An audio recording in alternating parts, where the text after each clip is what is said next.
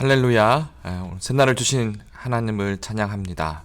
오늘은 하박국의 말씀으로 하나님께 나아가기를 원합니다. 하박국 2장 14절의 말씀입니다. 이는 물이 바다를 덮음같이 여호와의 영광을 인정하는 것이 세상에 가득함이니라. 함께 기도하겠습니다. 아버지 하나님, 정말 하나님의 영광이 온 땅에 가득하기를 바랍니다. 우리가 살아가는 하루하루가 오직 하나님의 영광을 위해 드려지는 놀라운 하루가 되기를 원하오며 하나님의 은혜와 사랑으로 충만한 하루가 되기를 원합니다. 하나님, 이 아침에 다시 한번 주님 원하시는 하나님의 메시지가 선포되게 하시고, 하나님 메시지를 듣는 저희들은 또 겸손히 하나님의 말씀을 받으며 또 하나님의 말씀대로 살아갈 수 있는 저희들 될 수 있도록 인도하여 주시옵소서. 하나님께 온전히 이 시간을 의탁하오며 예수 그리스도 이름으로 기도드립니다. 아멘. 찬송가 540장입니다. 찬송가 540장 주의 음성을 내가 들으니 찬양하겠습니다.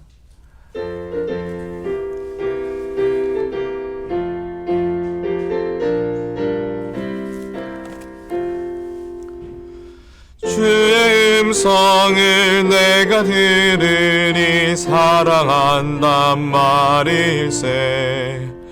믿는 마음으로 주께 가오니 나를 영접하소서. 내가 매일 십자가 앞에 더 가까이 가오니 그새 주의 흘린 보배 피로써 나를 정케 하소서. 주여 넓으신 은혜 베푸사 나를 받아주시고 나의 품은 뜻 주의 뜻같이 되게 하여 주소서. 내가 매일 십자가 앞에 더 가까이 가오니 그새 주의 흘린 보배 피로써 나를 정케 하소서. 주의 보좌로 나갈 때에 어찌하니 기쁠까. 주의 얼굴을 항상 배우니 더욱 친근합니다. 내가 매일 십자가 앞에 더 가까이 가오니 그새 주의 흘린 보배 피로써 나를 정케 하소서. 은혜 그 주의 넓은 사랑을 측량할 자 없으며 주가 주시는 참된 기쁨도 헤아릴 수 없도다. 내가 매일 십자가 앞에 더 가까이 가오니 그새 주의 흘린 보배 피로써 나를 정케 하소서. 아멘. 아멘. 오늘 함께 보실 말씀은 야고보서 2장 14절에서 26절의 말씀입니다. 야고보서 2장 14절에서 마지막 절까지 함께 보도록 하겠습니다.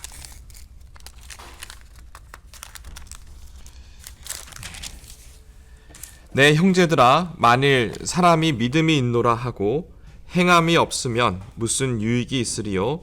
그 믿음이 능히 자기를 구원하겠느냐? 만일 형제나 자매가 헐벗고 일용할 양식이 없는데 너희 중에 누구든지 그에게 이르되 평안히 가라, 덥게 하라, 배부르게 하라 하며 그 몸에 쓸 것을 주지 아니하면 무슨 유익이 있으리요? 이와 같이 행함이 없는 믿음은 그 자체가 죽은 것이라. 어떤 사람은 말하기를 너는 믿음이 있고 나는 행함이 있으니 행함이 없는 내 믿음을 내게 보이라. 나는 행함으로 내 믿음을 내게 보이리라 하리라. 내가 하나님은 한 분이신 줄을 믿느냐? 잘 아는도다. 귀신들도 믿고 떠느니라. 아, 허탄한 사람아, 행함이 없는 믿음이 헛것인 줄을 알고자 하느냐? 우리 조상 아브라함이 그 아들 이삭을 제단에 바칠 때에 행함으로 의롭다 하심을 받은 것이 아니냐? 내가 보거니와 믿음이 그의 행함과 함께 일하고 행함으로 믿음이 온전하게 되었느니라. 이에 성경에 이른바 아브라함이 하나님을 믿으니 이것을 의로 여기셨다는 말씀이 이루어졌고 그는 하나님의 벗이라 칭함을 받았나니 이러보건대 사람이 행함으로 의롭다 하심을 받고 믿음으로만은 아니니라. 또 이와 같이 기생 라합이 사자들을 접대하여 다른 길로 나가게 할 때에 행함으로 의롭다 하심을 받은 것이 아니냐. 영혼 없는 몸이 죽은 것 같이 행함이 없는 믿음은 죽은 것이니라. 하나님의 말씀입니다. 최근 우리가 팬데믹 기간을 지나면서 새롭게 우리 삶 가운데 자리 잡은 것이 하나가 있는데 그것은 바로 영상 모임입니다. 모두가 영상을 통해서 모임을 가지게 되는 것이 우리 삶의 한 부분이 되었습니다. 이 영상 모임을 처음 할 때에는 잘 몰랐는데 계속 하다 보니까 이 영상 모임이 힘들다. 기존에 우리가 대면으로 하는 실제 모임보다 힘들다라는 것을 느끼게 됩니다. 영상 모임이 왜 보통 모임보다 더 힘들까 제가 고민을 하던 중에 한 장로님께서 저에게 알려주셨는데 영상 모임이 힘든 이유가 영상 모임에서는 본인의 얼굴을 계속 봐야 되기 때문에 라고 그렇게 말씀을 하시더라고요. 실제로 영상 모임을 하다 보면 화면을 끄고 모임에 참여하는 분들이 많습니다. 그러니까 자신의 얼굴을 계속 보는 것이 부담이 되기 때문이죠. 그런데 영상 모임이 아닌 실제 대면을 생각해 보시면 처음에는 거울을 보고 내 얼굴이 그래도 깨끗한가 확인을 한 다음에 그 다음 모임에 들어가게 됩니다. 근데 대화를 하다 보면은 어느새 자신의 얼굴에 대해서는 까맣게 잊어버리게 되죠. 그런데 신기한 것은 2000년 전에 쓰여진 야고보서에 이러한 예가 사용되고 있다는 것입니다. 오늘 본문 말씀 2장은 아니고요. 1장에 보시면 사람들이 거울로 자신의 얼굴을 보고 나서 금방 잊어버리는 것을 말씀하고 있습니다.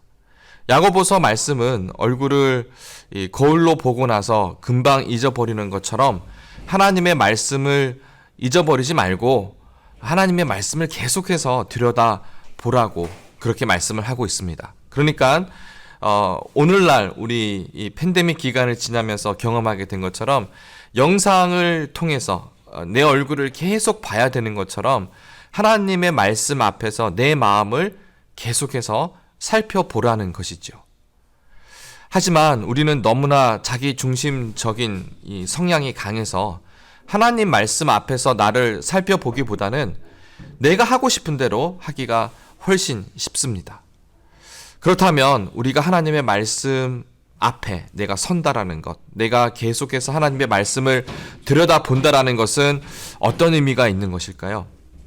제가 여러 가지 면에서 우리가 생각해 볼 수 있겠지만 하나님 앞에서 가질 수 있는 바른 생각에 대한 것을 저는 개인적으로 제 소견입니다. 하나님은 누구시고 나는 누구며 하나님께서 하시는 일하고 내가 하는 일에 대해서 정확하게 구분할 수 있는 것이 바른 생각이 아닌가 생각을 해봅니다. 오늘 본문 말씀 야고보서 2장 후반부 우리가 함께 읽었던 본문 말씀에는 믿음과 행함의 관계에 대해서 말씀하고 있습니다. 많은 경우에 우리는 믿음에 대해서 생각할 때에 어떤 사건 혹은 상황에 대한 믿음으로 생각을 합니다. 하지만 성경에서 믿음이라고 하는 것은 그 대상이 하나님이시라는 것을 꼭 기억하셔야 합니다. 신실하신 하나님, 미쁘신 하나님, 정말 우리의 믿음을 다 드릴 수 있는 그 하나님께서 하신 말씀을 내가 믿는 것을 우리는 믿음이라고 합니다. 그러니까 성경에서 믿음이라고 하는 것은 하나님께 대한 믿음입니다.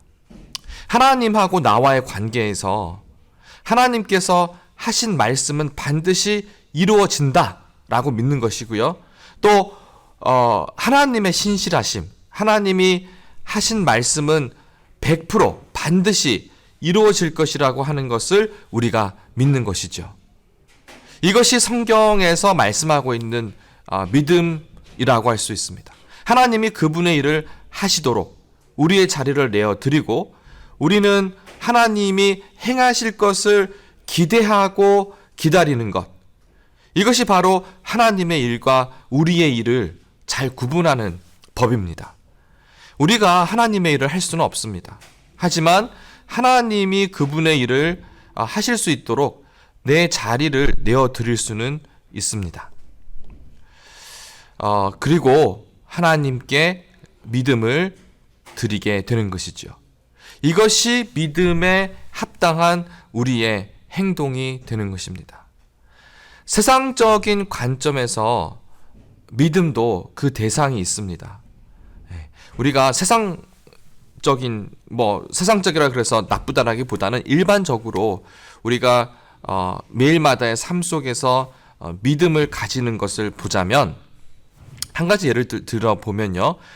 최근 팬데믹이 끝나고 여행을 많이 갑니다. 여행을 갈 때 비행기를 많이 이용합니다. 한국에 가실 때도 비행기를 타야 하고요. 미국에서도 미국 땅이 워낙 크다 보니까 우리는 비행기를 이용하게 됩니다. 근데 여러분, 비행기를 조정하는 파일럿을 여러분 믿으십니까? 네, 한 번도 파일럿을 보지 못하셨고 아마 비행기 안에서 파일럿이 직접 그 기장 자리에서 나오지 않는 이상은 우리가 볼 수가 없습니다. 만약 그 파일럿이 술에라도 취해 있다면 어떻게 하시겠습니까? 근데 우리는 그런 걱정을 하지 않습니다. 왜냐하면 비행기 회사를 믿기 때문입니다. 그리고 그 비행기 회사를 관리하는 미국의 항공법을 또 믿고 있습니다. 그러니까 우리가 믿음을 가지고 있기 때문에 담대하게 비행기를 타고 여행을 갑니다. 물론 완전하게 안전한 건 아닙니다. 기후의 악화로 인해 사고가 나기도 하는데 물론 비행기가 자동차보다 훨씬 안전하다고 합니다. 그러니 세상에서 믿음은 완전하지 못한 것이죠. 아무리 과학과 기술이 발전했다고 해도 그곳에는 오차가 항상 존재하기 때문에 사람이 만든 어떤 것들도 완전한 믿음의 대상이 될 수는 없습니다. 하지만 우리가 살아가는 데 있어서 믿음에 대한 대상은 반드시 있다라는 것을 여러분에게 말씀을 드리는 겁니다. 또 다른 예를 들면은 우리 자녀들, 어린 아이들은요, 부모님을 믿습니다. 아무리 나이가 어린 자녀라고 해도 그들의 부모에 대한 믿음은 무한대라고 해도 과언이 아닙니다. 당장 배가 고플 때 엄마를 찾으면 자녀들의 배고픔이 해결이 됩니다. 나를 늘 보호해 준다는 믿음을 자녀들이 가지고 있는 것입니다. 사랑하는 성도 여러분, 여러분의 믿음의 대상은 누구입니까? 내가 힘들고 지칠 때 의지할 수 있는, 정말 나의 모든 것을 맡길 수 있는 그 믿음의 대상이 하나님이 맞는지요? 아니면 혹시나 하나님이 아닌 내가 가진 소유, 나의 경험, 내 능력, 이런 것들을 더 믿지는 않으시는지요? 오늘 야고보서의 말씀에서 우리가 생각해야 할 것은 내가 가진 믿음이 어떤 믿음이냐, 나의 믿음의 대상이 누구냐, 나는 무엇을 믿고 있느냐, 이 영역을 우리가 생각해 보아야 합니다. 본문 말씀은 믿음에 대해서 두 가지로 나누는데 행함이 있는 믿음, 그리고 행함이 없는 믿음으로 나눕니다. 그리고 행함이 없는 믿음은 죽은 믿음이라고 말씀하고 있습니다. 그런데 죽은 믿음은 이미 믿음이 아니겠죠. 그러니까 믿음이라고 하는 것은 원래부터 하나밖에 없습니다. 믿음에 대한 대상, 그것을 의심하지 않고 그대로 믿고 가는 거죠. 그러다 보면 그 믿음을 가졌기 때문에 맺게 되는 합당한 열매, 우리의 행위가 따를 수밖에 없다라는 것입니다. 우리에게 온전한 믿음의 대상은 하나님 한 분밖에는 없습니다. 우리는 하나님을 믿습니다. 우리가 하나님을 믿는다는 것은 하나님께서 말씀하신 모든 것이 다 이루어진다라는 것을 의심하지 않고 믿는 것입니다. 파일럿을 믿었기 때문에, 또 내가 대한항공을 믿기 때문에, 혹은 미국의 여러 항공, 델타 항공 이런 것들을 내가 믿으니까 비행기를 타잖아요. 또 자녀들이 배가 고플 때 부모님을 찾는 이유는 부모님을 통해서 먹을 것이 주어질 거라는 것을 알고 있기 때문에 의심하지 않고 달려가서 묻게 되는 것이죠. 우리는 하나님의 말씀을 그대로 믿게 됩니다. 하나님을 알게 되면 알게 될수록 우리는 하나님의 말씀이 신실하시다라는 것을 알게 됩니다.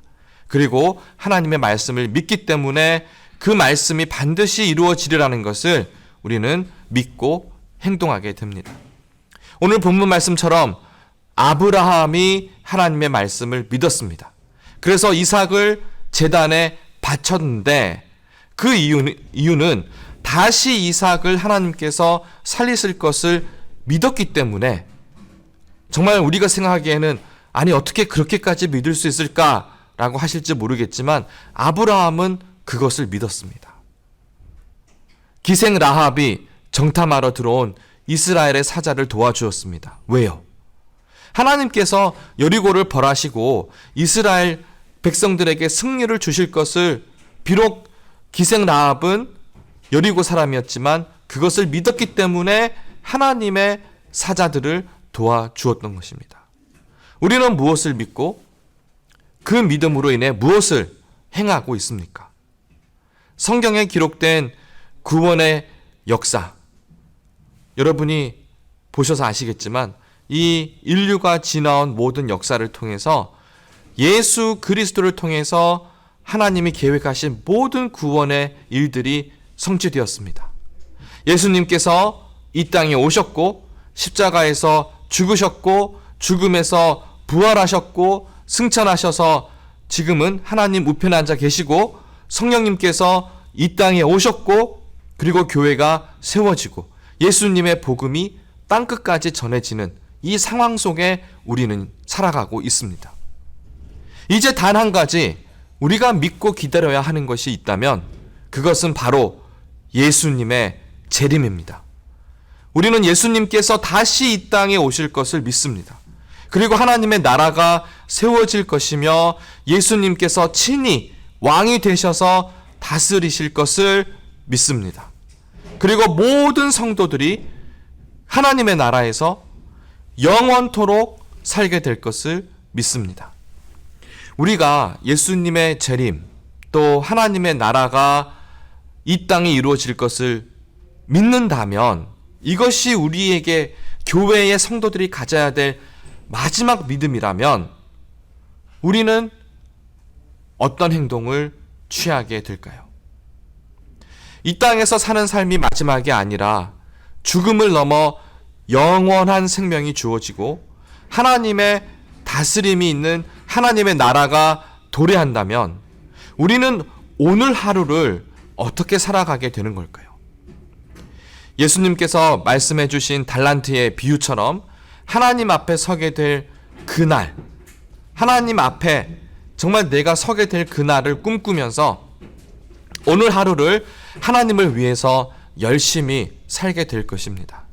나에게 허락하신 달란트가 5이든 2이든 그것이 중요한 것이 아니라 그것을 통해서 하나님이 원하시는 일을 하게 됩니다.